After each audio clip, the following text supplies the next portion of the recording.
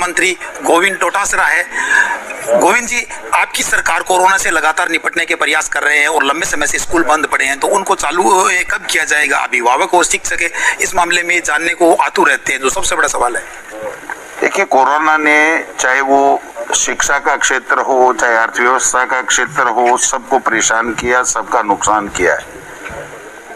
हमारी सरकार की पहली प्राथमिकता है लोगों को संक्रमण से बचाना, और उसके साथ साथ बच्चों के सर्वांगीण विकास के लिए जो शिक्षा आवश्यक है उसका भी हम लोग ध्यान रख रहे हैं। जो ही कोरोना काल आया उसके बाद में हमने स्माइल प्रोजेक्ट हो, चाहे दूरदर्शन हो, चाहे रेडियो के ऊपर हो, हमने बच्चों को पढ़ाने का काम किया। और अब भी हम आओ घर से सीखे प्रोग्राम चला रखा है, जिसमें बच्चों को पुस्तकें दे रखी हैं। बच्चों को डाउट क्लियर करने के लिए अभिभावक की सहमति से स्कूलों भी हमने खोल रखी हैं।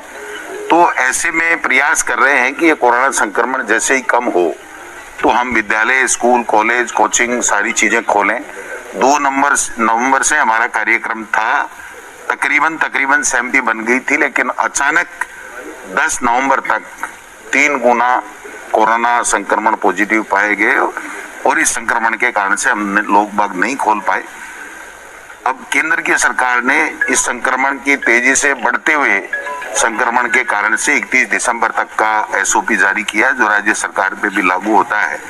मैं समझता हूं कि अब कोरोना संक्रमण कम होगा, जैसे उम्मीद कर रहे हैं वैक्सीन भी आने वाली है, तो हम चेष्टा करेंगे कि बड़ी क्लासें पहले खोलें और उसके बाद में छोटी क्लासें। लेकिन हम पुनर्विचार कर रहे हैं मूल्यांकन पद्धति पर, उनके टेस्ट लेने की, उनकी परीक्षा लेने की, उनके जो सिलेबस है उसमें किस प्रकार से किस तरह के आगे हम पेपर दें जिससे उनको ज्यादा तकलीफ नहीं हो और वो आसानी से अपनी अगली कक्षा में प्रवेश